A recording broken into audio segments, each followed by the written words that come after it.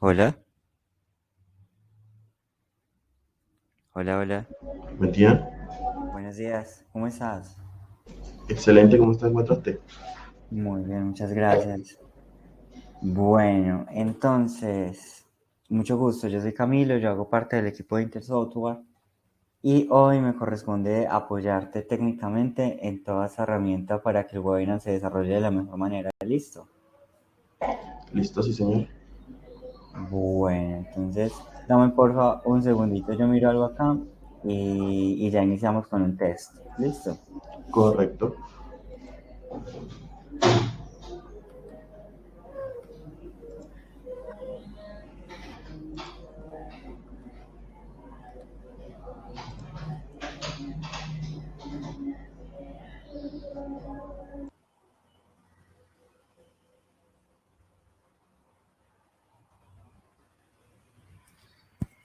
Bueno, Luis Eduardo. Sí, señor. Vale, entonces tienes las presentaciones. Sí, señor. Vale, entonces al lado derecho ves las herramientas que tienes disponibles en la herramienta, en, valga la redundancia, y la última es Slides. Sí, sí, lo veo. Y ahí te aparece la opción para que agregues la presentación.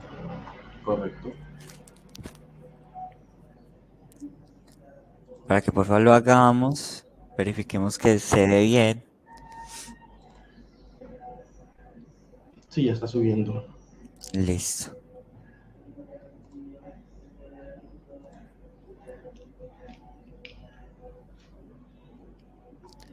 Tú le diste al botón verde que estaba en la parte superior de la pantalla. Sí, señor. Ah, bueno, listo. Eso quiere decir que ya estamos en el vivo y que ya tenemos dos personas conectadas. Leonardo, Misael, ¿cómo están? Muchas gracias por estar temprano y a tiempo en el webinar del día de hoy.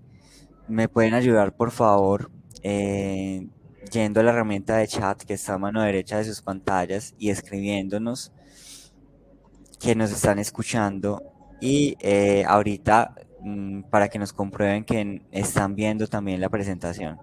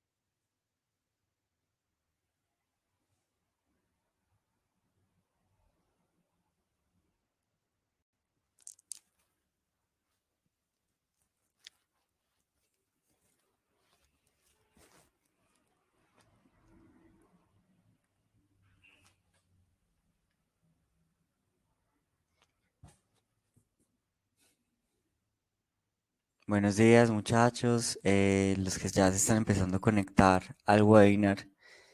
Vamos a empezar en unos minutos. Estamos terminando de hacer algunos ajustes y esperando que otras personas que están registradas ingresen a la sala. Por ahora, las personas que se están conectando, por favor, ayúdenme yendo al chat y escribiendo que están escuchando de manera correcta.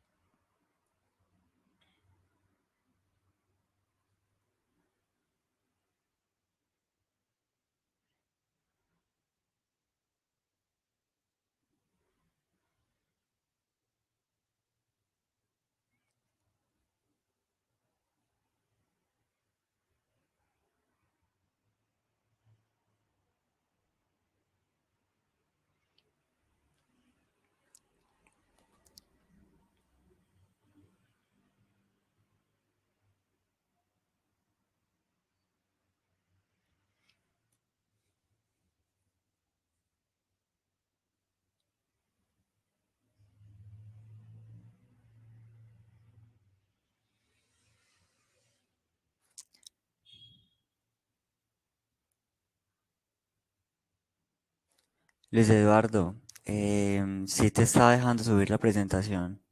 Sí, ya terminó. Le coloco Start. Start, sí, dale. Listo, perfecto.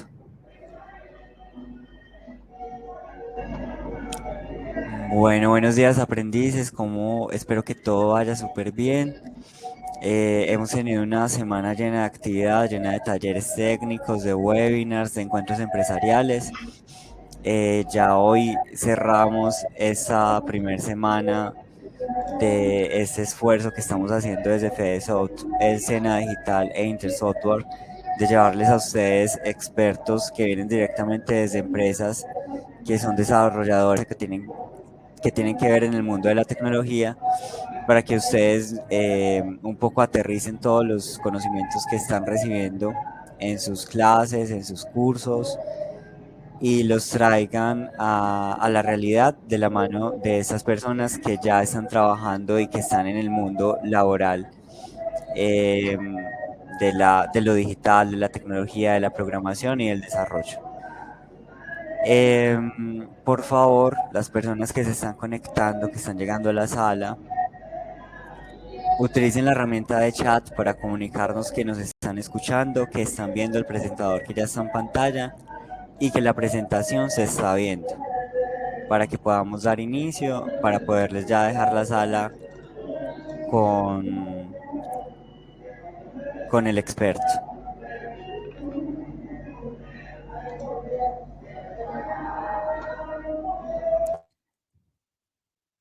Gracias, Misael. Listo, ya nos están confirmando que se escucha de manera correcta.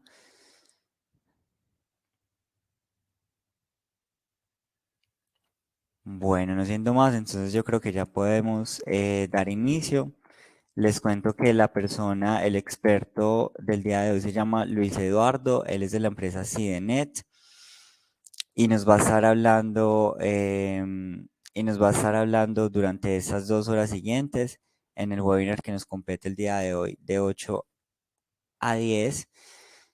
Y voy a dejarlos entonces de la mano de Luis para que se presente, nos cuente su perfil, a qué se dedica, qué hace, y para que nos cuente también sobre Sidenet, un poco, qué hace, en qué está en esos momentos, y luego ya para que comencemos con el desarrollo del taller. Luis Eduardo, ya son todos tuyos entonces. Vale, muchas gracias, Camilo.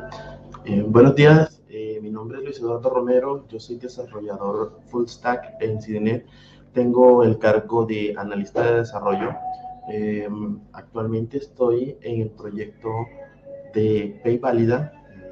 Nosotros servimos como outsourcing para PayVálida y estamos desarrollando en cuanto a ello una nueva billetera, un nuevo producto estrella para PayVálida. Bueno, CiDeNet, les contamos un poquito por encima acerca de nosotros. Eh, Podemos decir que CiDeNet es una empresa de desarrollo de software fundada por allá en el 2012. Esta trabaja con un modelo de fábrica ágil.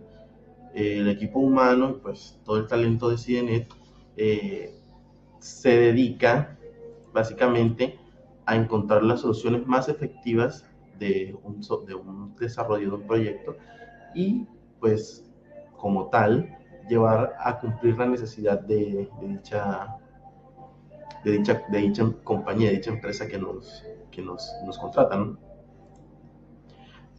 Yo tengo alrededor de 4 años de experiencias, un poquito más, 5 años de experiencia trabajando con herramientas ágiles, con herramientas, bueno, muchísimos lenguajes de programación, entre ellos Node.js.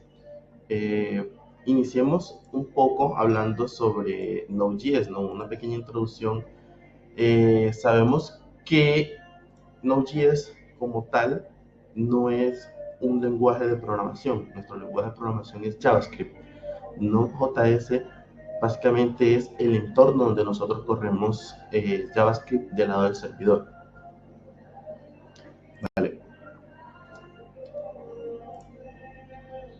Para el día de hoy les tenemos este siguiente reto técnico, el cual vamos a estar desarrollando a lo largo de este taller, y consiste en el siguiente texto, ¿no? Nosotros tenemos una cárcel con varios presos y varias golosinas. El carcelero lo que está tratando de hacer en este ejercicio es hacer una ronda de dulces, es decir, él tiene una bolsa con N cantidad de dulces, pueden ser 20, pueden ser 30, y tiene también M cantidad de carceleros, en este caso digamos que son 5. Entonces la idea del carcelero es repartir a cada uno un dulce mientras va haciendo una vuelta completa de carceleros, ¿no? Primero los sienta, una silla cada uno, numeradas, y empieza desde la silla que se le indique, por ejemplo, la silla 3, a repartir dulces, 1, 2, 3, 4, hasta llegar al último y volver a iniciar. Cuando él hace esto, pues obviamente van a ir disminuyendo su cantidad de dulces que tiene disponibles. ¿Cuál es la idea del carcelero? Que el último sufra las consecuencias. En este caso, el último le va a repartir un dulce que no es nada agradable. Puede ser ácido, puede ser amargo, un sabor que la idea es que bromee con el último preso. Entonces, explicando este ejercicio, la idea es básicamente esa, que nosotros recorramos todas las sillas entregando un dulce a cada uno, y la última silla numerada, saber a quién es, para entregarle básicamente ese dulce, decir, no, el dulce broma le tocó al señor en la silla 3, por ejemplo. Bien, hablemos. ¿Qué es Node.js? Node.js es un entorno de tiempo de ejecución JavaScript. Por eso es que en este caso nosotros sabemos que Node.js es Node.js, es decir, Node.js. La terminación .js nos describe que nosotros estamos actualmente trabajando con el lenguaje de programación JavaScript. JavaScript, sin duda, es uno de los lenguajes cuyo interés no ha disminuido con el pasar de los años. Pues prácticamente hoy toda la web está construida con este lenguaje. Es decir, JavaScript corre en mayor parte en el frontend, y con esta tecnología, con Node.js, también corre en el backend. Cuando hablamos de frontend y de backend, estamos hablando de frontend como la parte visual que ven las personas al entrar a una página, es decir, los botones, las imágenes, todo lo que estamos recorriendo en ellas. Cuando hablamos de backend, hablamos del lado del servidor. Estamos hablando de todas esas herramientas que nos ayudan a que esa página web funcione como debería. Bien, entonces, estas características de JavaScript te invitan a pensar en todas las posibilidades que nosotros podemos llegar a tener como tal con este lenguaje. Pero pensemos, ¿qué más hace JavaScript qué más hace JavaScript para que sea una excelente opción a la hora de aprender un lenguaje? Pues eso vamos a estarlo averiguando en nuestra siguiente durante este taller, perdón. Entonces, hablemos un poco de historia. La ascensión de JavaScript. Primero, la ascensión de JavaScript se viene a aparecer básicamente en tiempos donde, para lograr que la interactividad en nuestros sitios se lograra de manera eficaz, y en aquellos tiempos, pues cuando nació Node.js, JavaScript del lado del servidor, teníamos opciones como Flash y más nada. Pues JavaScript en ese tiempo existía, pero no tenía la popularidad, digamos, que tiene tanto en este momento. Prácticamente prácticamente, pues, si nos remontamos ahora, podemos decir que es la única opción para lograr, pues, un montón de cosas, o básicamente todo trabajo de JavaScript, pues, perdón, todo trabajo web actualmente, ¿no? Entonces, hablando sobre un poco de historia, en el año 2009, Ryan Dahl, programador de ese entonces de la empresa que se llama Hugging Cloud Computing, se convierte en el creador de Node.js. Este se presentó a una conferencia llamada la JSConf, la cual es una conferencia dedicada enteramente a JavaScript. En ese entonces, Ryan mostró con JavaScript la solución de un problema que sucedía. En aquel entonces, el problema que sucedía era que los servidores pudieran manejar, o sea, un solo servidor pudiera manejar al menos 10.000 conexiones concurrentes.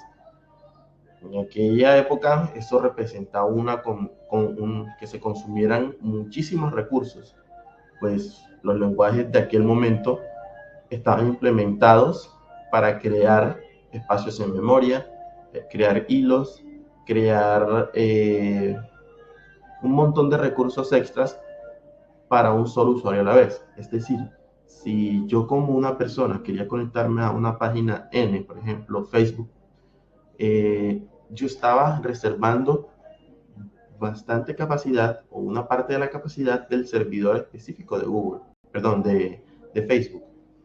Si otra persona lo hacía, también iba a ocupar otro recurso de ese servidor y así hasta coparlo, hasta tenerlo completamente lleno. ¿Cuál fue la solución que se planteó en ese momento? Bueno, Ryan en ese momento contempló en crear un servicio síncrono que atendiera cada uno de los llamados conforme estos estuviesen llegando. Como Ryan en ese entonces desarrolló Node.js bajo Hugging, que pues, era la empresa para la que él trabajaba, entonces Node.js pasó a ser una marca propietaria para dicha empresa. Entonces, pues como fue una solución que todo el mundo le tomó interés, Hugging tomó el patrocinio y la difusión desde que apareció Node.js. Cuando se empezó a difundir y que vio que la comunidad requería demasiado de esa herramienta, entonces Hugging cogió todo el desempeño de desarrollo, es decir, toda su capacidad de desarrollo y lo invirtió en Node. Sin embargo, como era una empresa del sector privado, no, ni fundación, ni comunidad, ni nada de este tipo, los avances que empezaban a verse en Node eran muy lentos, demasiados, tanto de que pues la comunidad solicitaba actualizaciones muchísimo más rápido, necesitaba que el producto fuera lo más cambiante posible para adaptarse a sus necesidades y pues también se quería, como tal, la comunidad quería contribuir en dicho proyecto. Con el paso del tiempo y durante los siguientes años, como Node.js aparece en el 2009, al 2014 fue que se fueron entregando versiones de Node a paso de tortuga. Pues como tal nunca se llegó a una versión 1.0 que fuera totalmente estable. La última versión del Node bajo Hugging fue la 0.12.7. Entonces, ¿qué pasó? La comunidad, al ver el brillante futuro que podría tener Node, pues en todo el ecosistema completamente web, y la insuficiencia, o más bien, yo diría incompetencia de Hugging, decidieron tomar cartas en el asunto e intentaron contribuir al core de Node.js. Sin embargo, Hugging se opuso rotundamente a cualquier cambio no supervisado por ellos bajo la marca comercial de Node, por lo que la comunidad decide lanzar un fork amigable de Node compatible con NPM y liberado bajo un modelo de gobernabilidad abierta con el nombre de io.js. Les hablé ahora de una tecnología que se llama NPM.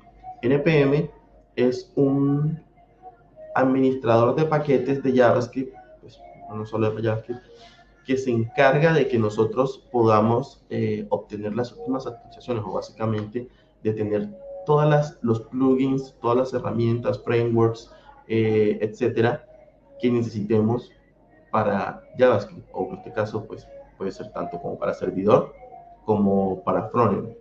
Lo ideal de este gestor de paquetes es que nos ayuda a organizar también el montón de librerías y el montón de paquetes que nosotros usemos, ¿no?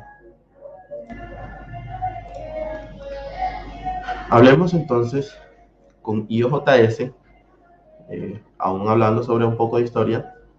El entorno de Node ganó muchísimas mejoras que se venían esperando desde muchísimo tiempo. Entonces, en dicha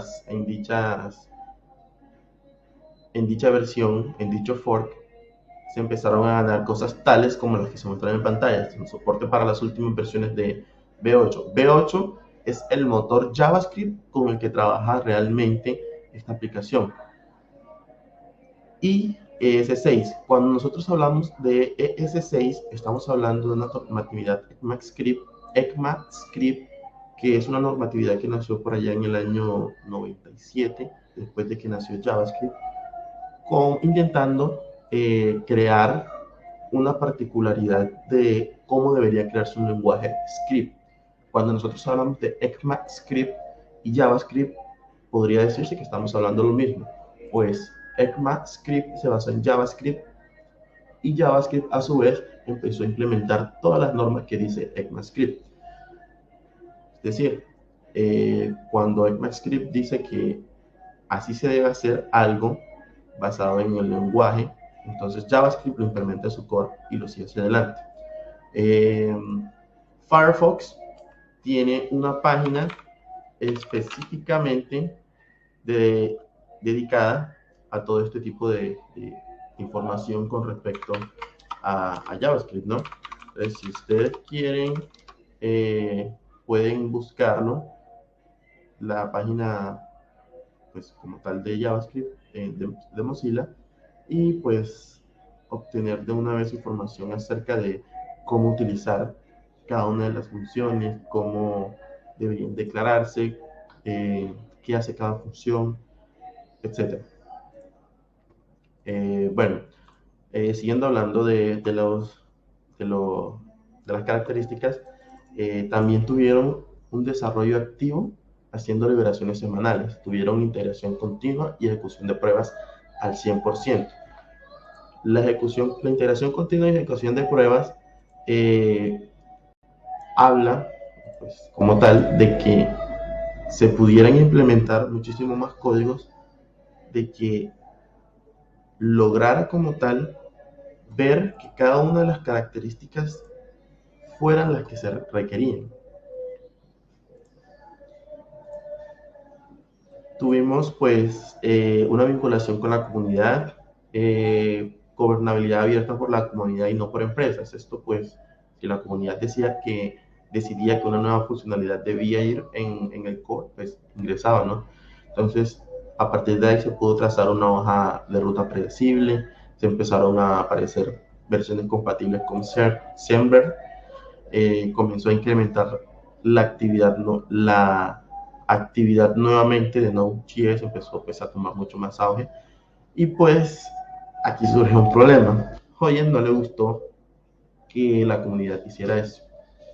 Pues al ser al propietario, y que al lanzar la versión 0.2.1, la versión que la comunidad está esperando de hace más de 2 años, tomaron con sorpresa de que pues esa versión salió con errores y los llevó a que una semana luego salieran con la versión 0.12.2. No fue, de hecho, yo creería que fue en cuestión de días lo que tardaron en resultar, ¿no? Entonces, con esto, Hoyen logra mantener la paridad de características con IO.js. Es importante mencionar que todo esto sucedió en diciembre del 2014. IO.js se libera oficialmente en enero del 2015. Después de un par de meses de la liberación de IOJS, ambas partes, comunidad y Hoyen, manifiestan su intención de reconciliar los proyectos en uno solo. La Fundación Linux se ofreció como mediador de dicha situación y el 8 de mayo del 2015 se crea Node.js Foundation, encargada de reunificar ambas tecnologías en una sola. Dicho proyecto lo llamaron Node.js Convergence. Los objetivos de dicha fundación fueron completamente claros: crear un consejo de fundación encargado de la parte legal, marca, mercadotecnia, fondos, etcétera, todo eso que fuera gestionado por jóvenes. Se creó un comité que actuara de forma independiente y que permitiese el crecimiento del ecosistema de JavaScript en el servidor. Obviamente esto gestionado por la comunidad. Se normalizó y se unificó ambas versiones, las actuales, las de Node.js TM, o sea, la marca registrada, la 0.12x y la de io.js. La de io.js ya llevaba 3 versiones en una sola tecnología. Entonces, finalmente, el 8 de septiembre del 2015 sale a la luz esa convergencia en Node.js 4.0, que era estable. Y con ello se empezó a abrir un futuro interesante para JavaScript en el servidor. Ahora, una pregunta muy interesante: ¿por qué de la versión 0.12 saltaron a la 4.0? Pues ya lo había mencionado un poco antes, es que desde el nacimiento de io.js se liberaron muchas versiones semanales, tanto de que pues en el momento desde la disputa hasta el momento final ya iban por la versión 3.3.0. En consideración a esa evolución y al fuerte compromiso de la comunidad activa que se mantuvo viva y fuerte en hacer crecer el ecosistema de JavaScript, entonces cuando se decide relanzar Node en la versión 4.0. Bueno, a continuación les voy a dejar una cronología pues, que muestra toda la disputa que tuvo Node.js, ¿no? Comenzando desde cuando se libera io.js y hasta el diciembre del 2015 que comienza la dominación mundial de Node.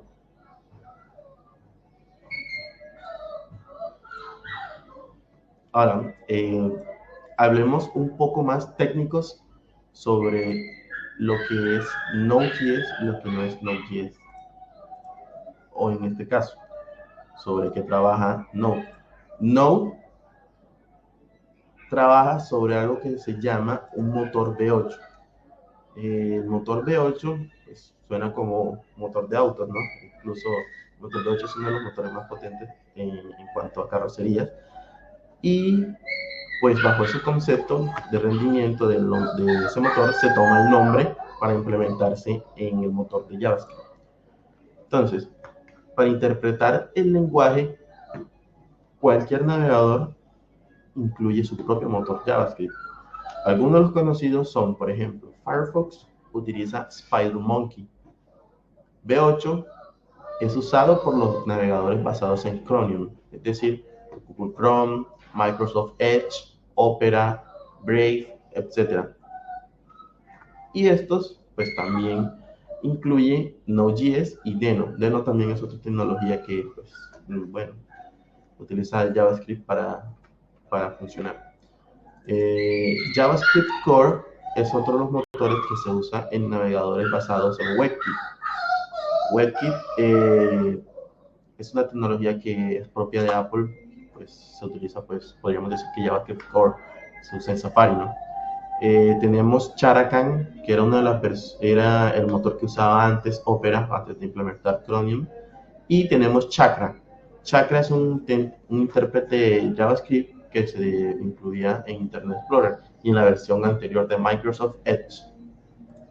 Entonces, ¿por qué usa JavaScript? JavaScript es un lenguaje single thread, es decir, tiene un solo hilo de ejecución. Un solo hilo de ejecución es que un procesador se encarga de leer las líneas de código secuencialmente, una tras de otra, lo que hace que, pues, como tal, la tarea se ejecute secuencialmente. En 2008, el motor JavaScript, como proyecto open source desarrollado por Google, supuso una gran mejora como tal en el motor JavaScript que funcionaba en aquel entonces, pues se combinó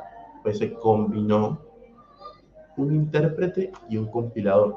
Actualmente el resto de motores modernos también utilizan esta tecnología, que es JIT o Just in Time Compiler. ¿Cómo funciona el motor JavaScript? Pues el compilador traduce el código fuente a bytecode, o sea, código de máquina, de la manera más rápida posible, y este código es ejecutado por el intérprete. El sistema también cuenta con un prolifer que analiza las operaciones e intenta que el código se pueda optimizar para mejorar el rendimiento. Luego se reemplazan las secciones de bytecode por el código optimizado. Esto implica que la velocidad de ejecución del código JavaScript mejora gradualmente mientras se ejecuta, y a continuación, pues, logra el acometido de, dicho, de dicha intención, ¿no? Bueno, entonces, desglosemos un poquito los elementos fundamentales que necesitamos para entender el funcionamiento interno del motor JavaScript. Entonces, tenemos el call stack, el memory heap, el event log, el callback queue, las web APIs y el hoisting. Cada una de estas partes son las que hacen que funcione como debe funcionar JavaScript. Bueno, pasemos entonces a la práctica. Bueno, en esta práctica, ¿qué vamos a hacer? Lo ideal de esta práctica es que nosotros creemos eh, un API sencilla para backend y para frontend. Entonces, bueno, pero como tal, antes de trabajar en dicha tecnología, vamos a programar un poco en JavaScript. Vamos a ver cómo funciona el lenguaje, veamos algunas herramientas, cómo se usan, y luego ahí sí pues pasemos al backend, ¿no? Trabajemos primero en el backend, hagamos toda la funcionalidad requerida, y luego pasamos al frontend, un poco de frontend, ¿no? Es un formulario sencillito, y integremos ambas partes.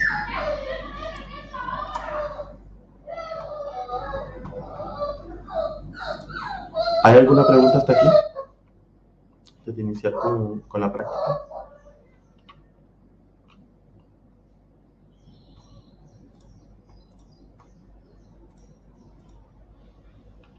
Vale, bueno, continuemos.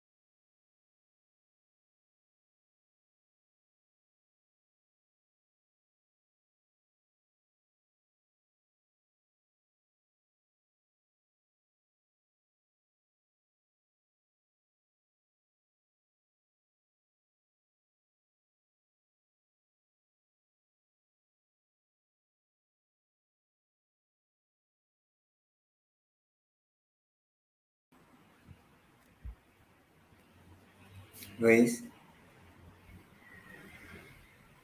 no te estamos escuchando. Uy, qué pena. Listo, yo creo que ya. Bueno, les hablo un poco de nuevo lo que es. Bueno, en este momento pasemos entonces a lo que es la programación. Programemos un poco de JavaScript.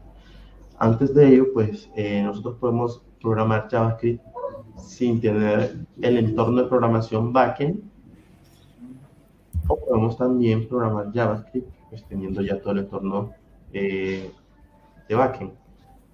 Lo importante es que nosotros sepamos cómo funciona JavaScript antes de pues, cualquier cosa, ¿no? Para backend, nosotros deberíamos irnos a esta página, la cual es node.js.org, y descarguemos la versión la que más nos parezca. En este caso yo recomiendo que sea la versión actual para tener las últimas características de Node.js. Claro, ustedes pueden descargar la versión LTS, que es una de las más compatibles con algunas tecnologías en específico. Si ustedes quieren trabajar, por ejemplo, con uno de los frameworks de frontend, frameworks son marcos de trabajo, es decir, son herramientas o conjunto de herramientas que nos ayudan a desarrollar o llegar a una finalidad.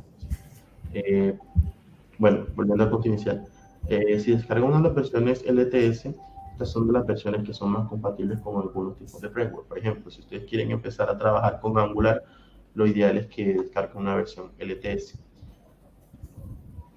La misma página de Angular, angular.io, nos dice qué versión sería la ideal al descargar, ¿no? Es uno de los, digamos, plataformas de desarrollo web más modernas. Angular actualmente funciona, digamos, de manera muy óptima en cuanto a páginas, páginas web o aplicaciones híbridas. Entonces, lo ideal de Node.js es que nosotros podemos implementar esa tecnología en muchos de los campos que nosotros queramos hacer. No, quiero hacer una página web, utiliza Node.js, es decir, JavaScript. No, yo quiero hacer una aplicación móvil, utilice JavaScript. Puede utilizar cualquiera de los frameworks que implementan esta tecnología, como Ionic. Ionic Framework es un potente conjunto de herramientas que implementan ya sea Vue.js, React o Angular para crear una aplicación móvil, ¿no? También tenemos React Native,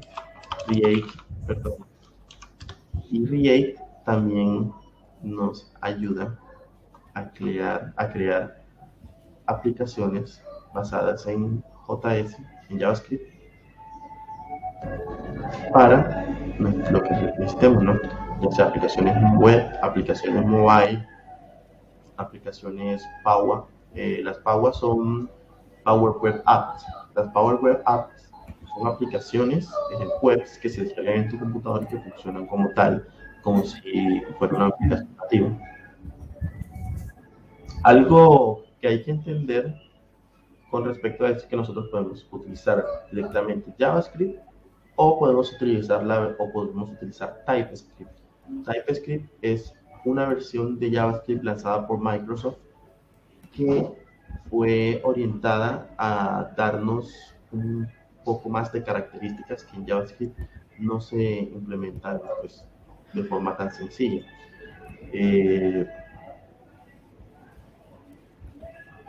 TypeScript al final, cuando ustedes terminen de desarrollar, se compila a código JavaScript y pues se interpreta como debe interpretarse. Entonces, nuestra primera herramienta que vamos a necesitar es Node.js. La segunda herramienta que vamos a necesitar va a ser un editor de texto.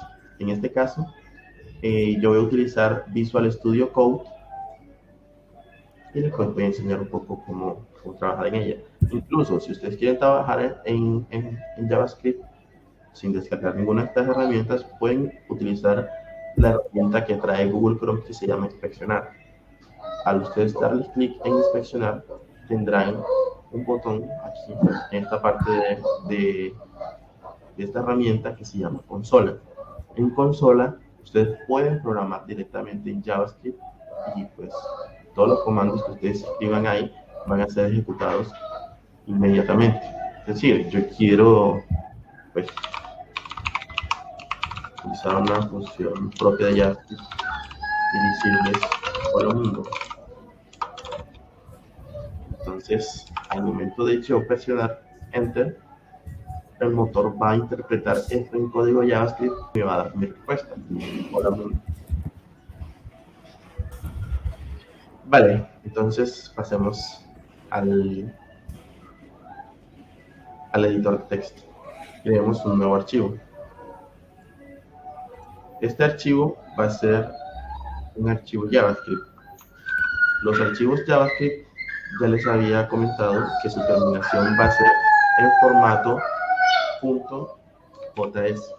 Eso describe de que pues, es como tal nuestra aplicativa, ¿no? Entonces, digamos que se va a llamar Hola. Entonces, aquí tenemos nuestro editor de texto.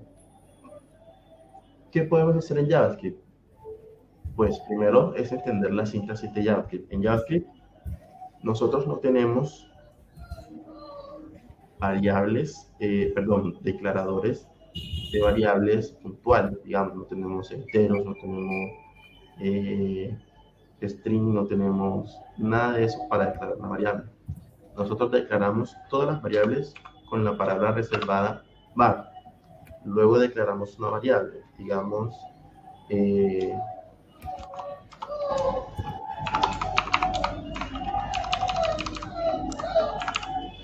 ¿cierto? Entonces, ¿de qué tipo es esta variable? De cualquier tipo. Ahora nosotros podemos decirle que esta variable sea de tipo string, declarándole una cadena de caracteres.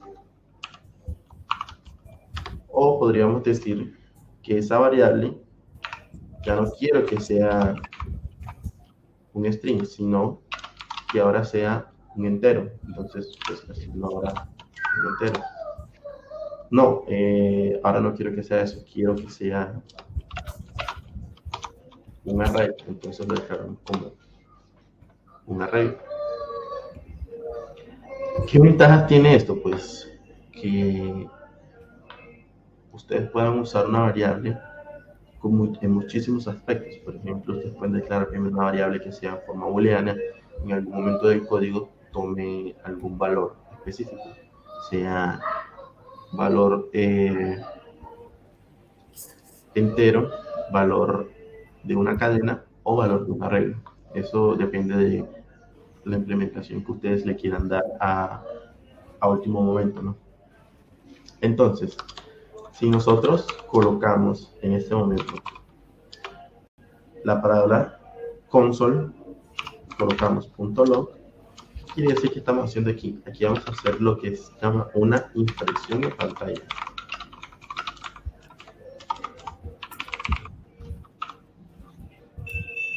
Console es una de las herramientas que nos brinda como tal el propio entorno donde nosotros estamos corriendo. Si nosotros corremos esto en un motor V8, por ejemplo, Google Chrome, él va a saber qué hacer internamente. Él va a saber qué APIs va a utilizar en ese momento, y cuando le decimos .log estamos llamando a una función de esta clase. En JavaScript no existen las clases, pero pueden simularse mediante variables cuyas atributos, pues, digamos, console, en este caso sería declarado de la siguiente forma: como un arreglo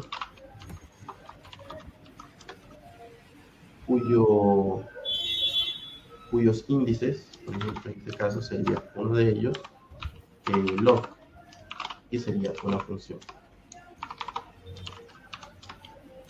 Claro, él recibiría todos los parámetros que tú quieras enviarle.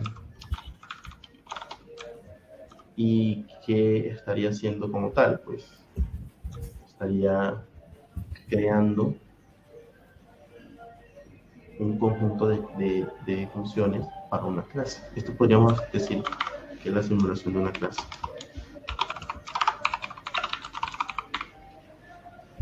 Entonces,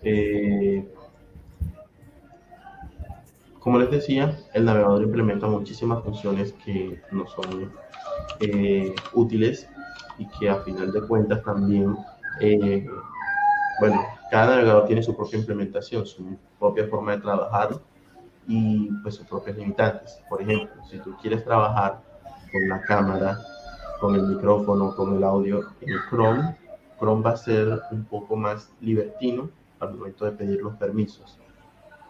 O por ejemplo, si quieres trabajar con una página cuya página tenga un video de fondo, en Chrome va a ser bastante libre que ese video se ejecute. Pero si nos vamos a Firefox, cuando hacemos la misma implementación, Firefox nos va a antes solicitar un permiso para poder mostrar ese video. Nos va a decir, quieres observar los videos que van incluidos en esta página, entonces ahí es cuando lo autorizamos y podemos ver entonces esos videos de fondo. Si ustedes en estos momentos descargan por primera vez Firefox y van a YouTube, van a ver que eso les va a ocurrir, que les va a solicitar un permiso para mostrar videos. Bueno, en este caso, volvemos al código. Nosotros vamos a imprimir la variable hello en todos los casos. Y vamos a ver cómo se comporta cada uno de los momentos en los que lo llamemos. Entonces, aquí, ¿qué debería pasar? Que nos imprima el número 12 en pantalla. ¿Y en qué debería pasar en este momento? Que nos muestre en pantalla un arreglo. Un arreglo vacío. Entonces, nosotros guardamos este código y podemos hacer dos cosas. Tomar el código y ejecutarlo a través de un interpretador de JavaScript, o podemos tomar directamente todo este código y pasar a la consola de Google y pegarlo, ¿no? ¿Qué va a pasar? Él va a ejecutar secuencialmente todos esos comandos y nos va a dar pues el resultado. En este caso, la primera línea, como era de esperarse, nos imprimió la cadena que teníamos. La segunda línea nos imprimió el número 12 y la tercera línea nos imprimió un arreglo vacío. Aquí hay una característica en esta consola, y es que si tú imprimes un arreglo, puedes observar todos los atributos de ese arreglo, lo mismo que si imprimieses un objeto. ¿Cómo es un objeto en JavaScript? Un objeto en JavaScript es declarado también de forma de un array, pero los índices no son índices numéricos, son índices con cadenas. Ejemplo, ahora hello va a tomar la particularidad de ser un objeto. Cuando nosotros usemos estos caracteres, que son llaves, vamos a decirle que ahora yo quiero que esta variable se convierta en un objeto. Entonces, en este momento él es un objeto. Si nosotros le decimos console log, él nos va a imprimir un objeto. Ahora, démosle más características a ese objeto. Digamos que hello va a ser ahora un objeto que tiene una variable que se llama talla, y la talla va a ser un número. Va a tener una función que se llame ¿qué día es hoy? Entonces, esta va a ser una función que nos va a retornar el día de hoy. ¿Cómo vamos a retornar el día de hoy? Pues aquí vamos a recurrir de nuevo a los objetos propios, a las implementaciones propias del navegador para esta funcionalidad. Entonces hacemos retornar new date, que es para crear una fecha, y esto lo vamos a convertir ¿a qué? Digamos que vamos a convertirlo a un formato ISO, un formato entendible. Entonces, podemos decirle to ISO string. Si nosotros no colocamos esto, el navegador va a interpretarlo, este objeto va a interpretar la función .toString o convertir a string de esta función date, y nos va a mostrar en pantalla como tal, nos va a mostrar esa implementación para ese lugar. Esto también cambia, este objeto date cambia de acuerdo al lugar donde nos encontremos, o de acuerdo a las configuraciones de localidad que tengamos. Es decir, si nosotros estamos aquí en Colombia, cuando nosotros imprimamos la fecha, él nos va a mostrar una fecha entendible o legible para Colombia. Si estamos en Alemania, nos va a mostrar una fecha legible como si fuésemos Alemania. Acá nosotros utilizamos los separadores de guión, ¿cierto? En Alemania, por ejemplo, se utilizan estos puntos en formato diferente, mostrando primero el mes, punto el día y al final el año. Claro, también nos puede mostrar la fecha como podemos decirle, como un string legible que nosotros podamos leer y decir, pero es esta fecha. Entonces, imprimamos primero el objeto y luego ya vemos una de las funciones internas del objeto, que es hello.hoy. Estamos accediendo primero al objeto, a la variable hello, y accediendo al objeto hoy, perdón, a la función hoy, a la característica de ese objeto. Entonces, como es una función, nosotros vamos a hacer el llamado a la función. Entonces, podemos ver nuestro código.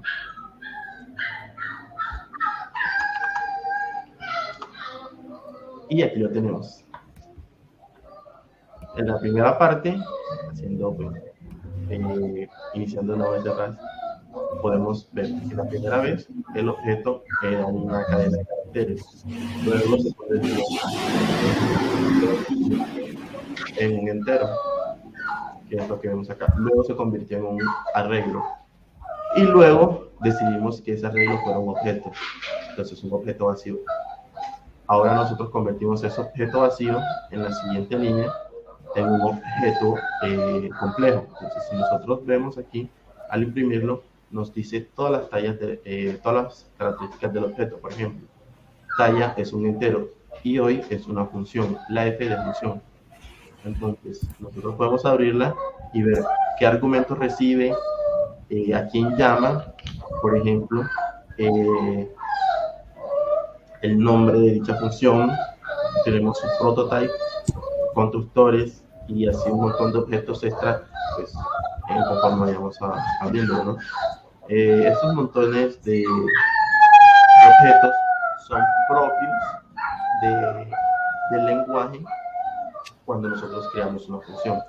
Entonces, como nosotros en la última línea lo que hicimos fue hacer un hello.hoy, este se llama la función hoy del objeto hello, entonces lo último que nos va a imprimir es la fecha en formato ISO, en un formato específico que se entiende en todas partes del mundo. Pues vamos entonces al código.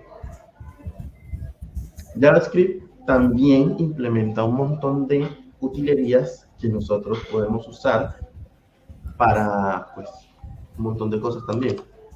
Una de ellas es, por ejemplo, un ciclo for, pero es un ciclo for específico, se llama for each. Los ciclos for each van a recorrer un arreglo, ya sea de objetos o un arreglo numérico, un arreglo de lo que sea, tomando en cada uno de los índices el valor de ese objeto. Es decir, si nosotros ahora en este momento quisiéramos recorrer el objeto hello, nosotros le decimos que el objeto iterable, declaramos una variable iterable. Cuando nosotros vamos a iterar un for each, ya sea en un objeto, pues nosotros decimos iterable de y mencionamos el objeto. Si nosotros vamos a recorrer es un arreglo, un array, nosotros decimos iterable en. ¿Qué sucede en este caso? ¿No? Cuando nosotros hagamos el recorrido y lo hacemos con in, nosotros debemos acceder a los objetos de esta forma.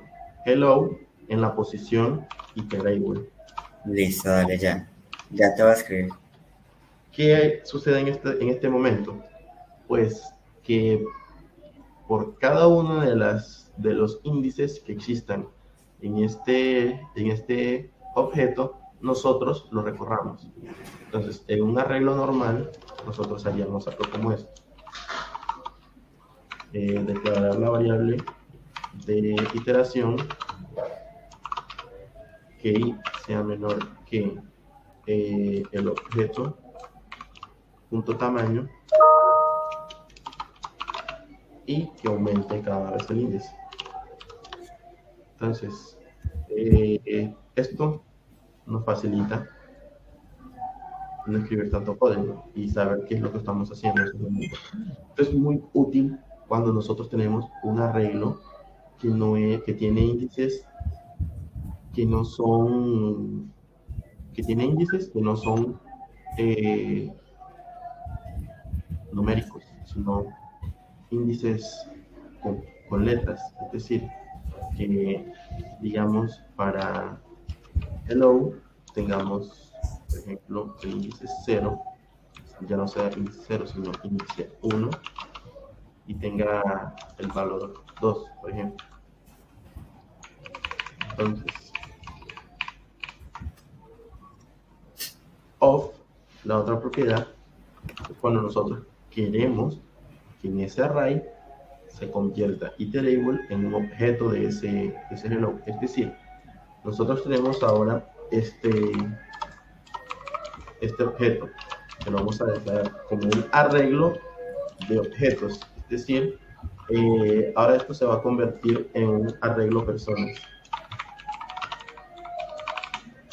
Vamos a decir que la primera persona tiene el nombre Marcelo.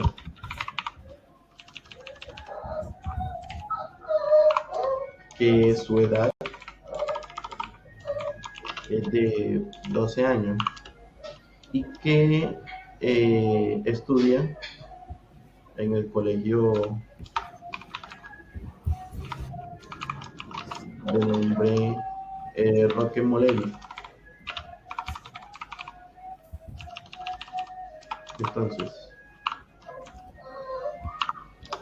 también vamos a declarar entonces otra persona, usamos los mismos atributos, pero esa persona se llama Juan, que tiene 13 años y que también estudia en el Roque Moleri. Entonces, cuando nosotros iteremos sobre este objeto, ¿qué va a suceder? Con la palabra reservada of, él va a convertir iterable en este objeto. Es decir, él no va a decir un índice. ¿Qué sucede con ello? Que cuando nosotros vayamos a tratar de mostrar la funcionalidad de iterable, perdón, a mostrar el objeto, nosotros no vamos a decir que muestre la propiedad iterable del objeto hello. Nosotros vamos a trabajar directamente con iterable. Pues si nosotros en este momento imprimimos, por ejemplo, lo que nos dice iterable, ¿qué creen que va a mostrarnos? Pues va a mostrarnos primero este objeto Marcelo y luego nos va a mostrar este objeto Juan. Entonces, imprimamos su nombre y llevémonos este código a la consola de Chrome. Entonces, si nosotros colocamos aquí ahora hello, se va a convertir en un arreglo de objetos, ¿cierto? Y vamos a imprimir. ¿Qué nos imprimió? Efectivamente, el acceso a cada uno de esos objetos sin necesidad de utilizar un índice. Entonces, nos imprimió el primer objeto con el nombre del primer objeto y luego el nombre del segundo objeto. Ahí está, Marcelo. Bueno, esto nos facilita a la hora de trabajar con arreglos que nosotros sepamos cómo trabajar cada uno. Ahora, esto es un acceso secuencial a ese objeto, es decir, que se maneje en orden. Nosotros también tenemos una función que se llama .map. Las funciones .map se declaran al momento de todo declarar un arreglo. Nosotros decimos ahora hello.map. Estamos diciéndole que queremos que ahora recorra la variable hello utilizando una función. Entonces, ¿Qué va a pasar?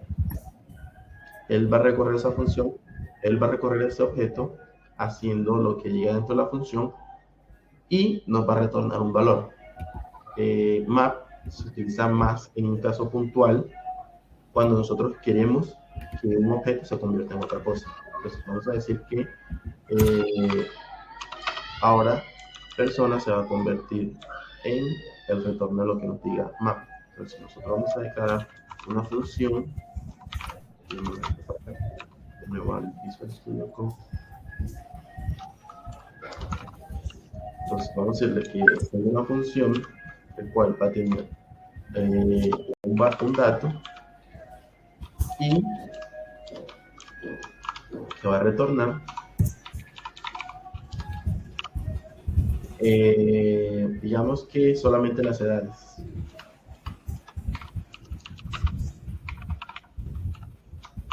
¿Qué va a pasar?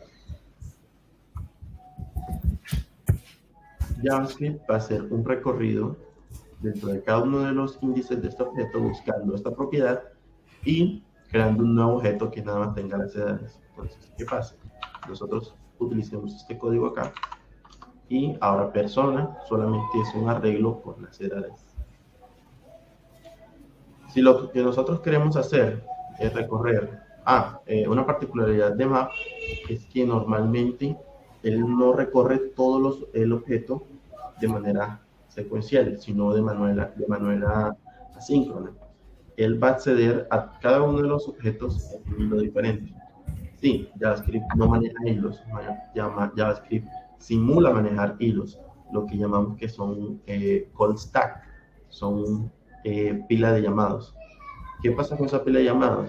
Que esa pila de llamados se llama de manera secuencial, de forma aleatoria, cualquier tipo de función que hay en esa pila.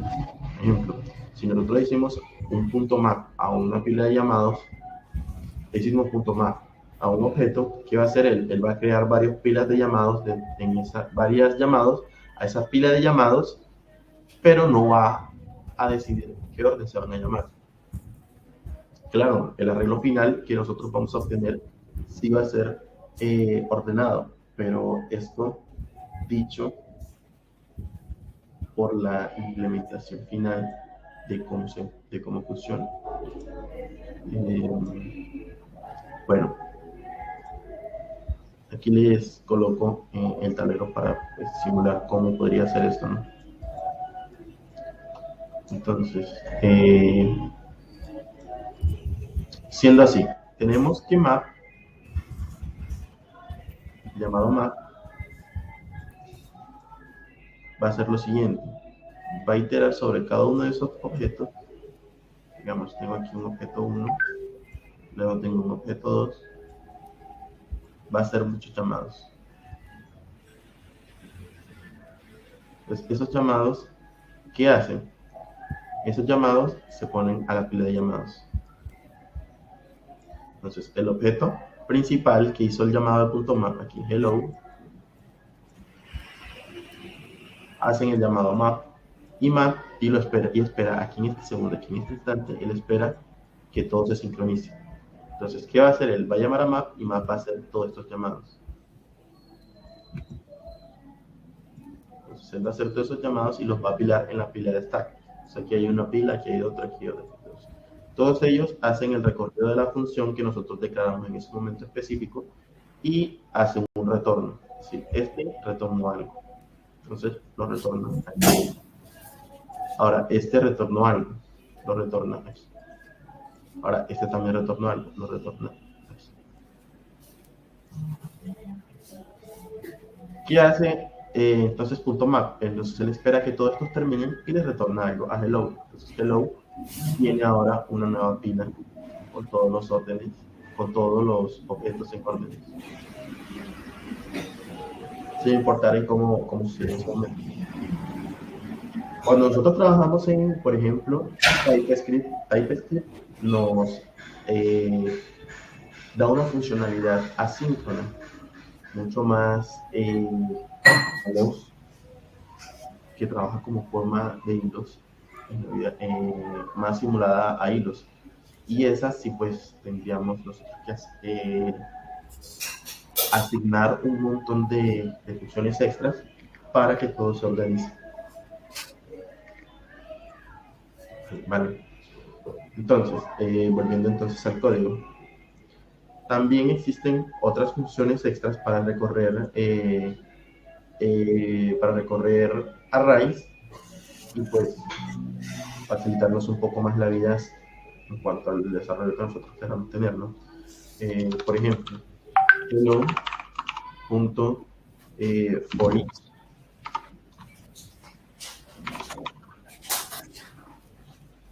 Entonces, como sabemos que hello es un array, entonces nosotros le vamos a decir que por cada uno de sus elementos haga algo. Entonces, en este caso, imprimo el elemento punto. Entonces, si nosotros llevamos esto otra vez a la pila de llamados,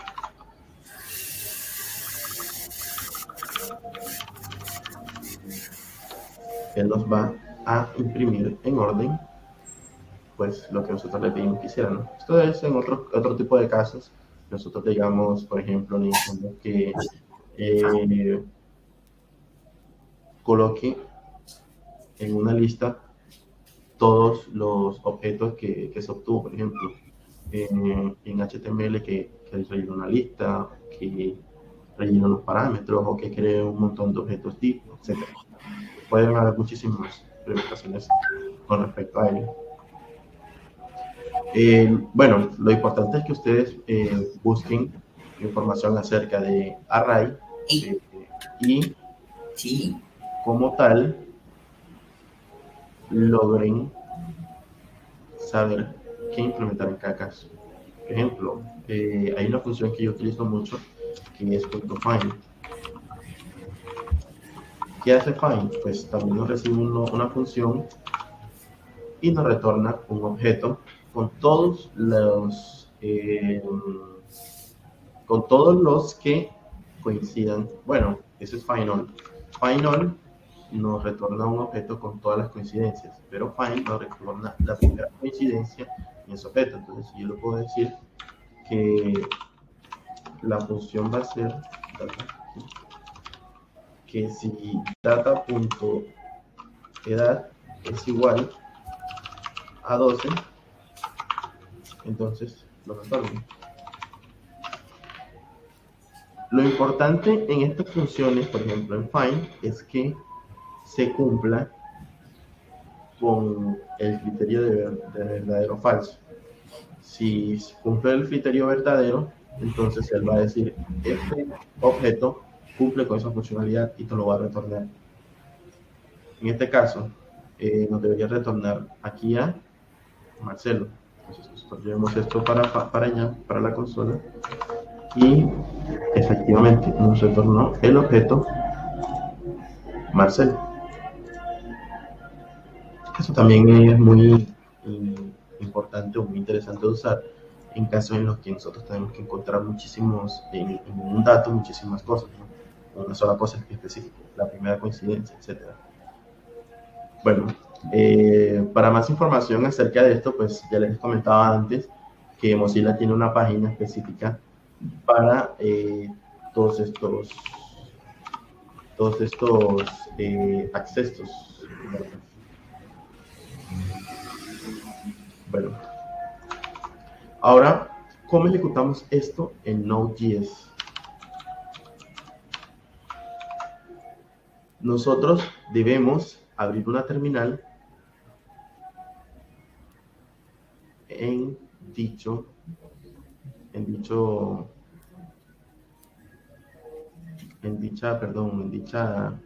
carpeta raíz donde se encuentra el archivo que nosotros vamos a usar. En este caso, él está en la dirección usuarios KGP y ahí está nuestra función. Entonces nosotros, ¿cómo vamos a hacer? Nosotros vamos a decir node hola mundo .js y aquí él va a aquí un problemita.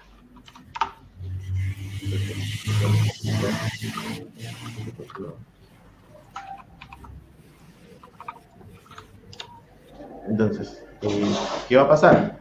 Pues él va a ejecutar ese código secuencialmente como lo tenemos declarado. Entonces, hagamos una recapitulación de qué pasó. Primero, la variable hello era de tipo cadena. Entonces, lo que primero que hace es imprimirnos la cadena. Luego se convierte en un tipo entero, nos imprimió un entero.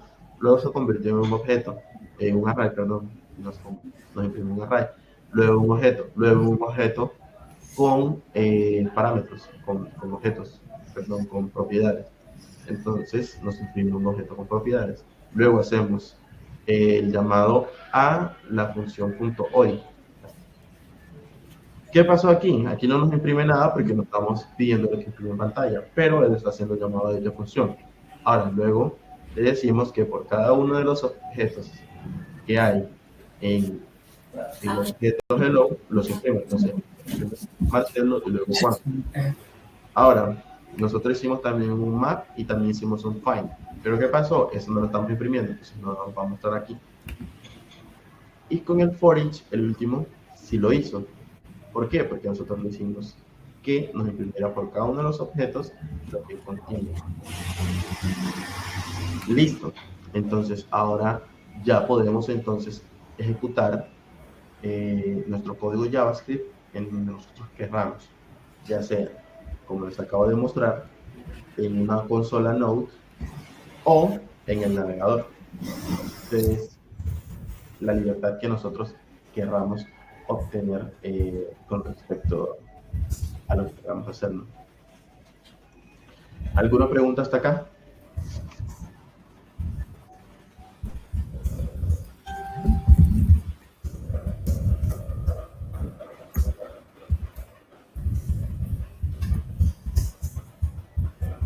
¿Ninguna, muchachos?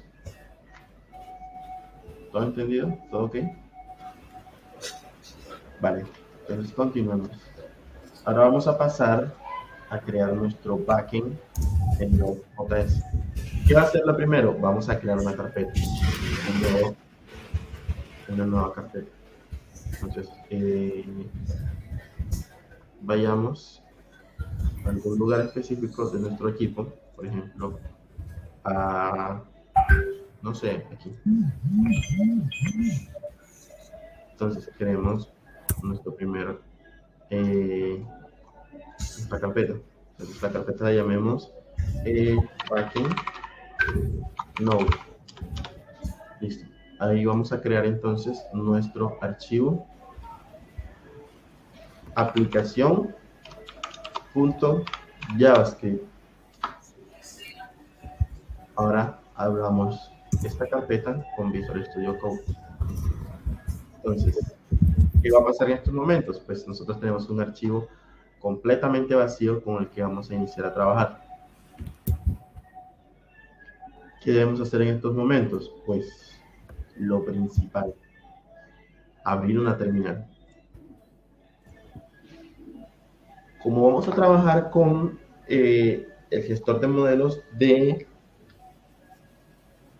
NPM, nosotros debemos decirle como primer comando inicializar la NPM. Entonces, ¿qué va a hacer él?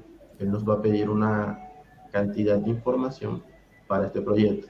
Entonces, aquí vamos a ver que vamos a crear un archivo package.json.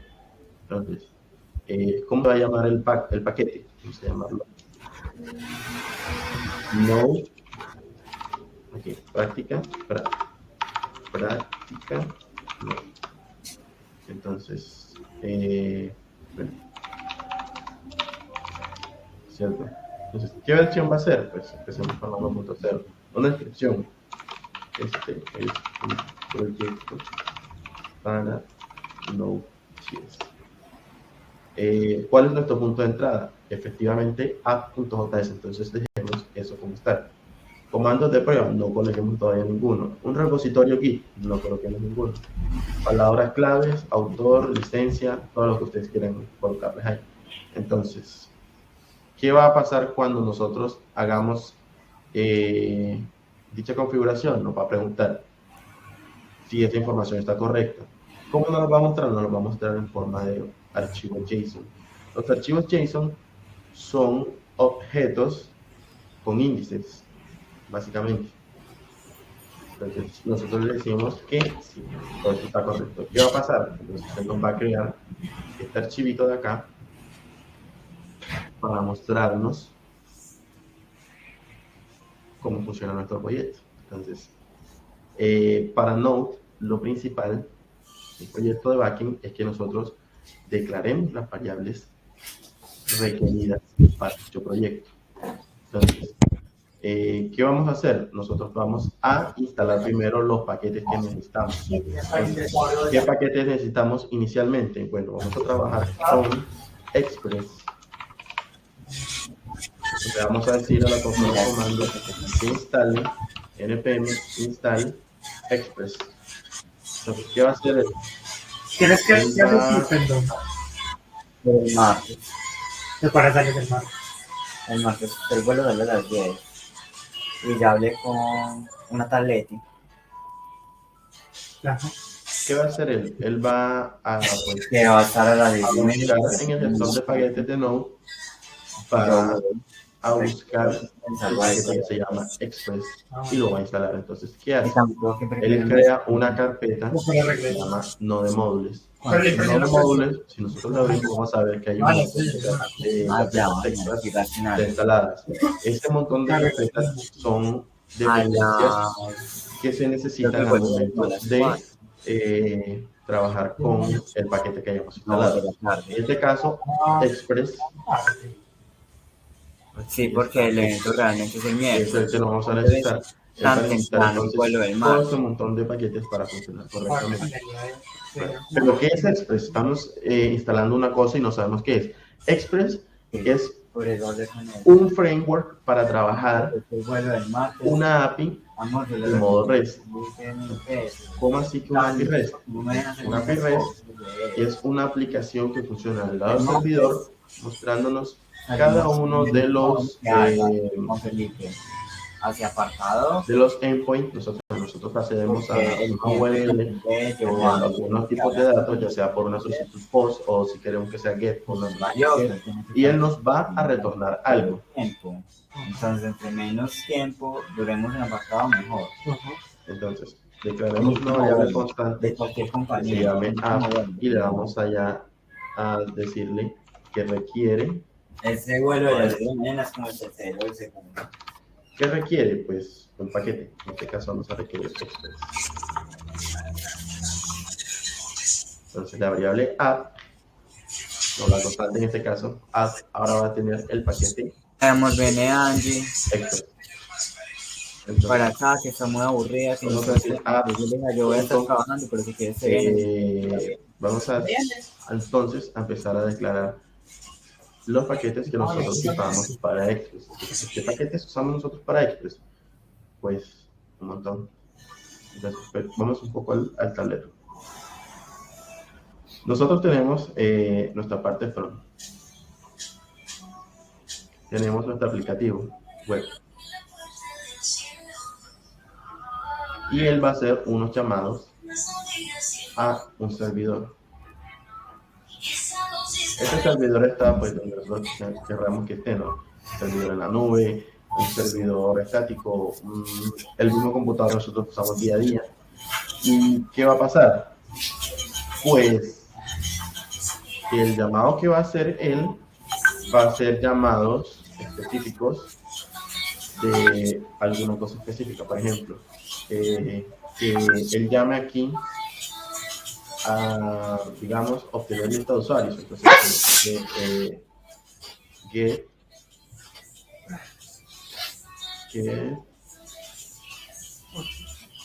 users. Entonces, el archivo JS, en este caso no, va a estar dando como tal de los endpoints. Entonces, él va a llegar la solicitud y va a decir, ok, está llegando una pregunta sobre específico, un endpoint específico. Entonces él dice, estás haciendo get users, get usuarios. Entonces va a decir, bueno, yo tengo esta URL. ¿Qué va a hacer? Va a ejecutar el código JavaScript para ese endpoint en específico y va a retornar una respuesta. Entonces, cuando retorne esa respuesta, acá la tiene el frontend y el frontend pues hace algo respectivo a dicha cuestión, ¿no? Entonces, ¿qué es lo principal que vamos a hacer? Pues, primero que requiramos Express. Entonces, ahora, ¿qué vamos a hacer? Vamos a hacer un uso de todas las cuestiones que vamos a trabajarlas y vamos a declarar como tal nuestra primera funcionalidad. Entonces, ¿qué funcionalidad vamos a requerir en este caso? En este caso vamos a hacer primero un punto app.use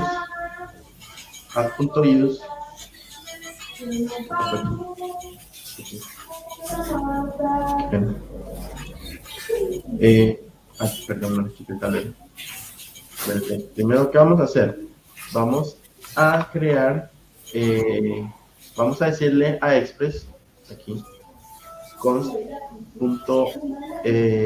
Bueno, ya traímos Express, entonces, ¿qué vamos a hacer ahora? Lo que vamos a hacer ahora es decirle que escuche específicamente desde un puerto, específicamente use un tipo de transacciones y que empiece a correr. Entonces nosotros decimos aquí app use. Vamos a decirle que utilice cores. Entonces cores estamos diciéndole que no utilice verificación por cores al mandarlo vacío, ¿no? Pero nosotros podemos hacer esto. Pues sí, podemos hacerlo. Lo ideal es que pues declaremos también una variable constante que se llame cores y que require llame al paquete cores. Pero ¿cómo va a llamar ese paquete? Pues obviamente tenemos que primero instalarlo. Install cores. Entonces ya tenemos nuestro paquete cores instalado. Ahora, vamos a decirle también que instale un body parser. ¿Por qué un body parser? Porque en este caso, para esta práctica, vamos a utilizar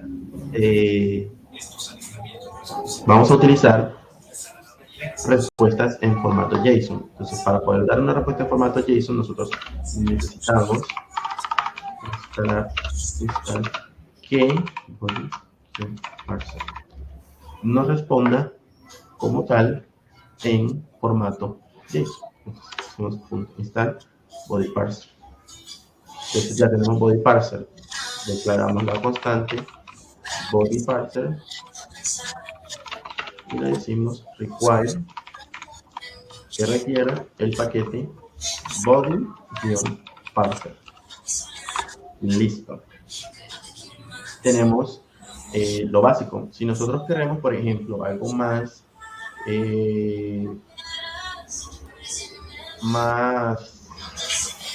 puntual, más grande, más, no sé, más escalable, entonces nosotros vamos declarando esos paquetes como nosotros vayamos queriendo, ¿no? Por ejemplo, si necesitamos un acceso a archivos, pues utilizamos require filebox. O sea, vamos a requerir la variable, el paquete que busque en archivos. Hay algunos paquetes que ya son propios de Node y que no necesitamos instalarlos. Por ejemplo, si queremos acceder a una ruta, nosotros declaramos la constante path.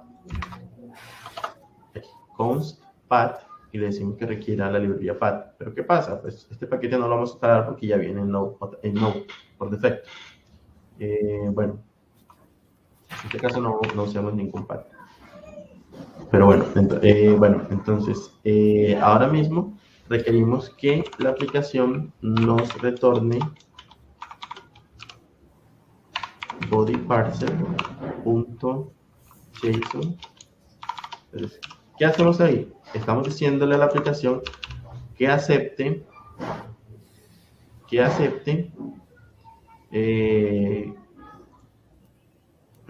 acepte solicitudes en formato JSON. ¿De qué límite? Digámosle que un límite de solicitud de 10 megabytes. Es decir, que la solicitud no debe pesar en formato más de ese tamaño.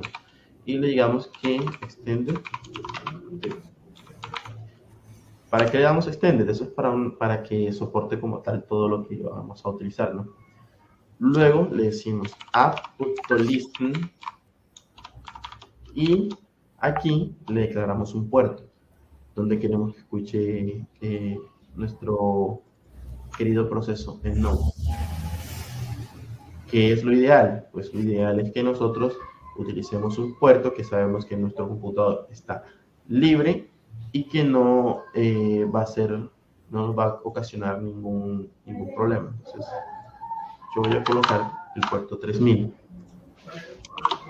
Entonces, guardamos y nosotros podemos correr la aplicación con npm run o podemos decirle node appjs de la siguiente forma: node app.js y él va a correr nuestro aplicativo.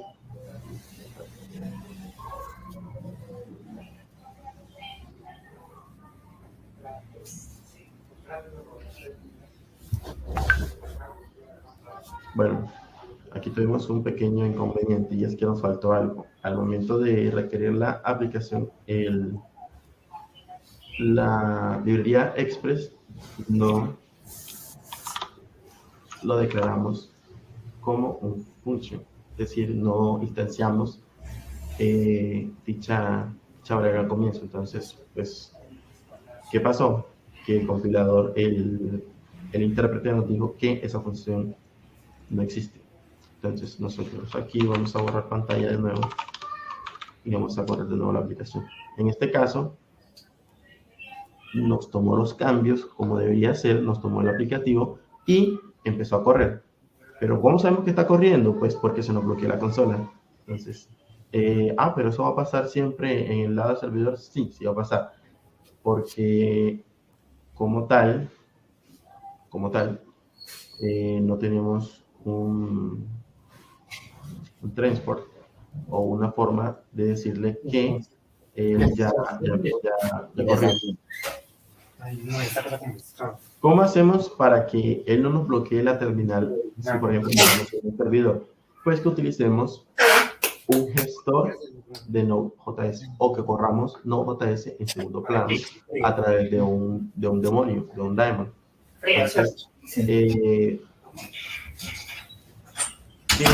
podemos hacer? Pues es lo que en ese momento.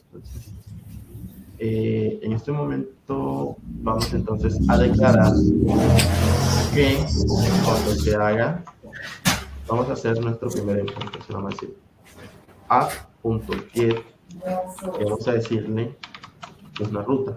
Vamos a decirle ruta hello y vamos a declarar una función. Esa función la vamos a declarar con dos variables, una es la solicitud y otra es la respuesta. Entonces declaramos la solicitud y en dicha solicitud vamos a colocar lo que nosotros queramos que responda, ¿no? Entonces, en este caso vamos a decirle que retorne la response punto con un estado 200. ¿Qué nos va a hacer? Pues nos va a mandar algo. ¿Qué va a mandar? Vamos a decirle punto send. ¿Qué quieren que nos mande? Pues cualquier cosa. Vamos a decirle que mande un objeto que sea hola mundo. Entonces, ¿qué pasó aquí? Aquí nosotros estamos ahora haciendo un serving de de template y que nos va a retornar esto. Entonces nosotros vamos a volver a correr el aplicativo. Ahora está corriendo el aplicativo y vamos a utilizar ya sea Postman, que es un aplicativo dedicado a hacer solicitudes específicas a una función en específico, perdón, a un call en específico, o podemos también, no es limitante, podemos también crear, acceder directamente al navegador. Claro, pues en este caso es una solicitud PostGet. Entonces, localhost puerto 3000 barra hello. Entonces, aquí hay varias varias cositas que pueden causar duda. Que eso es una solicitud GET, que es una solicitud POST. Bueno, en el estándar HTTP, una solicitud GET es una solicitud que nosotros accedemos mediante un navegador sin datos, es decir, accedemos a una dirección. Cuando nosotros accedemos a una dirección, nosotros estamos haciendo una solicitud GET a este servidor. Cuando nosotros empezamos a pedir datos internamente, pues queremos que esto se envuelva en un cuerpo específico de una solicitud, nosotros empezamos a hacer otro tipo de solicitudes, las cuales son POST, cuando queremos enviar datos al servidor. Entonces, normalmente POST se utiliza para creaciones. Pues bueno, en general la industria utiliza POST para todas las cosas que pueden ser, pero existe POST, patch, put y delete. Entonces, patch es cuando nosotros queramos hacer una actualización en el servidor. Put cuando queramos poner un objeto en el servidor. Y delete cuando queramos hacer una solicitud de borrado del servidor. ¿Qué ventaja nos trae una a la otra? Pues especifica qué tipo de solicitud estamos haciendo, básicamente. Pero en general nosotros podemos hacer POST para todo lo que vayamos a utilizar. Entonces, ya aquí les mostré que el servicio está corriendo del lado del servidor. Entonces, en localhost, ¿qué es localhost? Localhost es una dirección que nuestro sistema operativo destina a este propio computador. ¿Para qué? Para saber a quién referirse en casos específicos. Digamos, cuando yo salgo a internet, yo tengo una dirección IP específica que me brinda mi servidor de internet. Por ejemplo, esa dirección IP llega al modem que me da mi proveedor de servicios. Luego, cuando yo conecto mi computador a ese modem, ahí estoy teniendo otra dirección diferente, que es la que me da el modem que me dio mi operador de servicios. Ahora, al momento de limitarnos al computador, tenemos una dirección específica, que esa se llama hogar o localhost. Entonces, esa dirección siempre va a ser 127.0.1.0.0.1. Esa dirección hace referencia a mi propio equipo, a mi equipo local. Normalmente, los sistemas operativos lo que hacen es rutear el dominio reservado, o el dominio o la palabra reservada, como lo quieran ver. Pues, en este caso es más que no es como una palabra reservada, sino un dominio como tal. Localhost va a apuntar a la dirección local. Si nosotros colocamos 127.0.0.1, estamos refiriendo también a localhost. Y si nosotros accedemos, también nos va a retornar hola mundo. ¿Por qué? Porque, si bien sabemos, todas las direcciones URL encapsulan en realidad una dirección de un servidor. Entonces ya tenemos nuestro primer endpoint. Ahora declaremos un endpoint en solicitud POST. .post, y digamos que este endpoint se va a llamar mundo.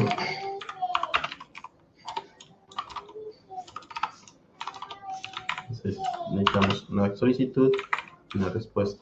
Entonces, ¿qué vamos a hacer? Bueno, vamos a declarar una variable que se llame cuerpo. ¿Y qué va a tener cuerpo? Cuerpo va a obtener como tal la solicitud que está llegando a este servidor. Pero, ¿qué solicitud puede llegar? Entonces, nosotros vamos a decir que request.body va a ser nuestro body. ¿Por qué hacemos esto? Pues yo lo hago personalmente para no tener que acceder al objeto request y después acceder al objeto body. Pues, lo ideal es que pues estas variables sean más dicientes, ¿no? En este caso, digamos que esta es la solicitud. Entonces, ¿qué vamos a hacer? Vamos entonces a utilizar la solicitud y vamos a dar una respuesta que sea de la siguiente forma. Si nosotros mandamos aquí mundo, vamos a mandarle saludo. El saludo va a ser hola y vamos a pasar lo que nos llegue de la solicitud. Entonces solicitud punto, si nosotros mandamos un objeto, no sé, el nombre de alguien, entonces punto nombre. Entonces me va a decir hola, el nombre de la persona y listo. Eso es lo que va a ser nuestro. Bueno, hay otra cosa que no les dije.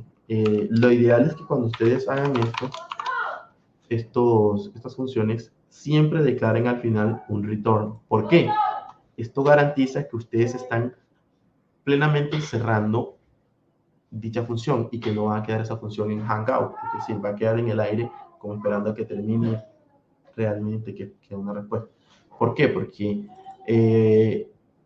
esta implementación de Express nos pide que eso retorne algo para saber que ya terminó. Entonces, nosotros es ideal que le pongamos return para decirle que esta función ya terminó.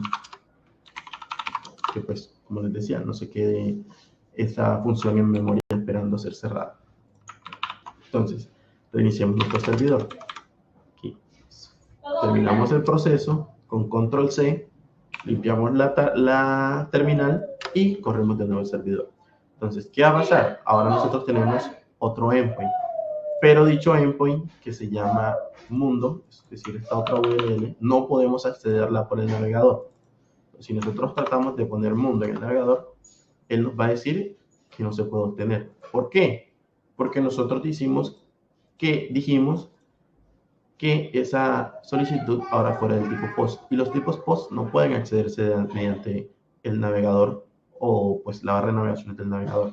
Entonces, ¿qué podemos hacer? Pues podemos hacer una solicitud,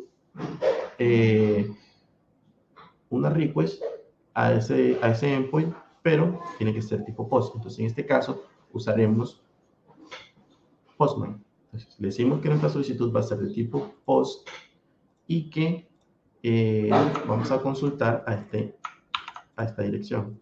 Va a ser localhost,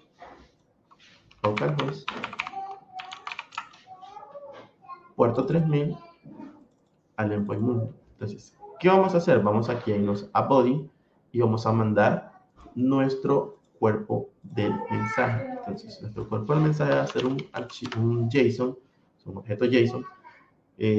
Bueno, JSON, no les había dicho, JSON es un estándar que se creó hace bastante tiempo y que intenta hacer que pues, la estructura que va interna o la estructura del objeto, del archivo como tal, lleve pues siempre en los mismos aspectos, ¿no? De que sean clave-valor. Bueno, esto de clave-valor nos representa más que todo es como un objeto hashmap. Los hashmap son diccionarios. Los diccionarios básicamente son objetos que tienen una clave, es decir, un índice, un nombre y tienen que vale ese valor. Tal cual como si estuviéramos en la vida real buscando una palabra, por ejemplo, por ejemplo, bonito, nos dice, bonito vale, es una persona cuyas características se consideran de un estándar más alto a lo normal, algo así. Entonces, aquí vamos a entrar nuestro objeto JSON. Vamos a decirle que nombre es nuestra clave, tenga el valor Luis Romero. Entonces, nosotros vamos a mandar eso que nos va a retornar. Nos va a retornar lo que el backend debería decirnos. ¿Qué nos está retornando? Nos está retornando un saludo que dice: hola, Luis Romero.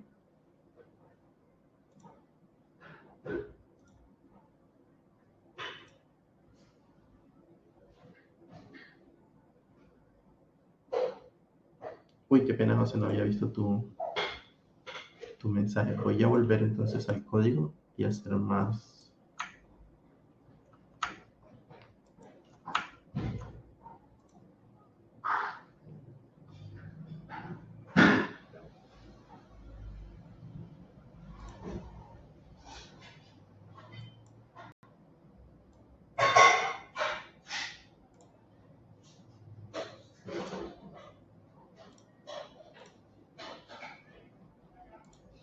¿Ya puedes ver mejor el código?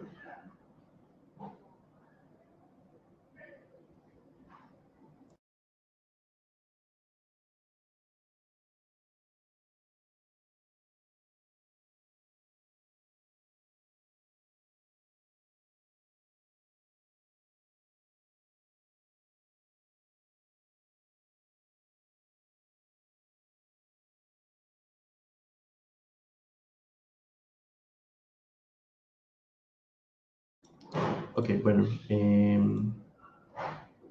Ya tenemos entonces nuestras dos primeras solicitudes. Entonces, ya con esto, nosotros podemos decir que tenemos un API REST en nuestro servidor. Vale, ¿qué sigue ahora? Pues hagamos un frontend, hagamos la parte visual. Entonces, aquí yo tengo un aplicativo que se llama OneServer, que simula un servidor dentro de mi computadora. Entonces, este es un servidor Apache. Entonces, nosotros, ¿qué vamos a hacer ahora? Vamos a irnos a nuestro equipo, a la carpeta del OneServer, y vamos a crear ahora un nuevo, eh, una nueva página. Entonces, creemos aquí una nueva página, aquí, un archivo que se llama index.html.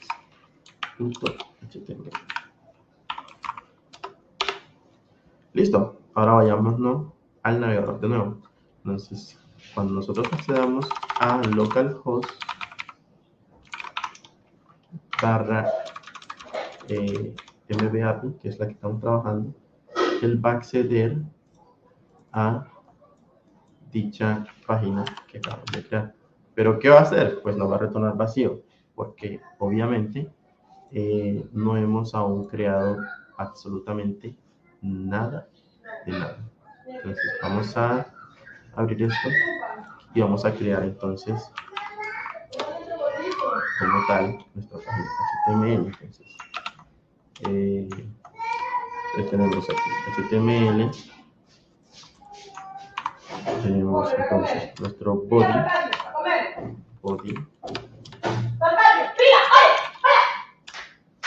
y tenemos nuestro hit. ¿Qué vamos a hacer en here? En here, pues nosotros podemos utilizar un framework más para hacer las solicitudes, para poner bonito esto. Podemos hacer pues lo que a ustedes les parezca y declarar los archivos metas de dicho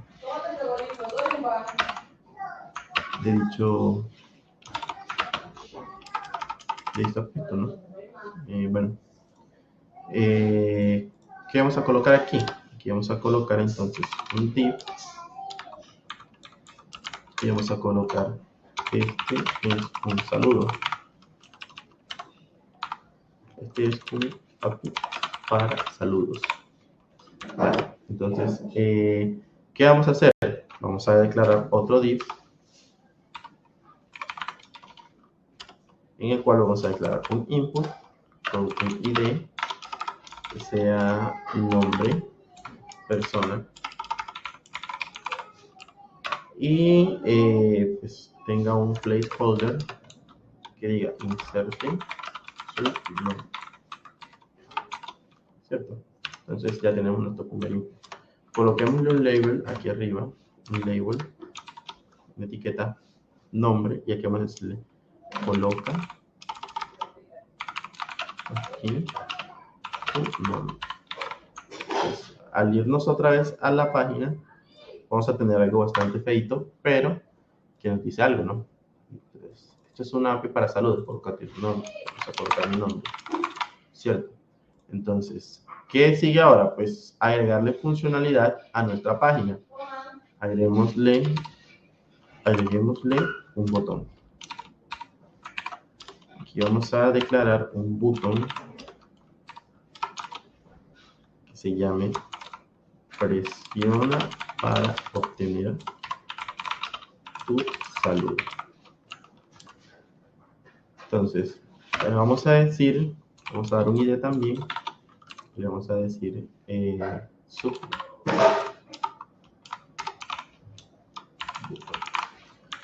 Vamos a decir que este botón, este tipo button. ¿Por qué lo agregamos de tipo button? Para que no nos haga un submit al momento de nosotros presionarlo. Un submit es enviar el formulario como tal al backend, entonces que no haga eso. Bueno, aquí también podemos hacer dos cosas.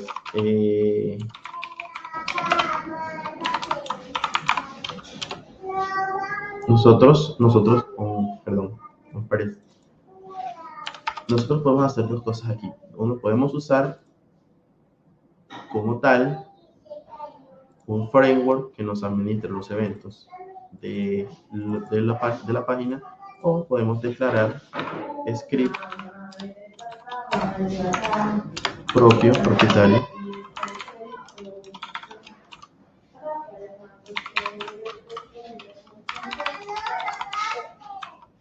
Podemos declarar nuestro propio código mediante Vanilla para hacer la solicitud. Entonces, esto es más de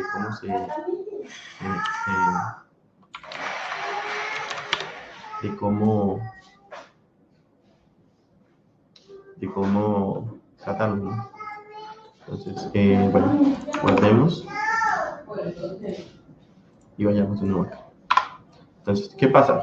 Aquí tenemos, esto es un API para saludos. Coloca aquí tu nombre, nuestro nombre, y presionamos para obtener un saludo. Entonces, les comentaba de que ustedes pueden obtener la función, pueden hacer los eventos, ya sea en JavaScript puro o con un framework. En este caso, como no estamos usando ningún framework, vamos a hacer JavaScript puro. Entonces, le damos un clic, le vamos a decir que llame a la función que se va a llamar obtener salud. Entonces, ¿qué va a hacer? Pues llamar a esa función. ¿Dónde va a estar esa función? Aquí al final del texto, aquí, función obtener salud. Entonces, cuando lo haga, vamos a entonces a confirmar de que se está disparando eventos, por ejemplo. Entonces, ¿qué va a hacer? Aquí vamos a decirle funciona.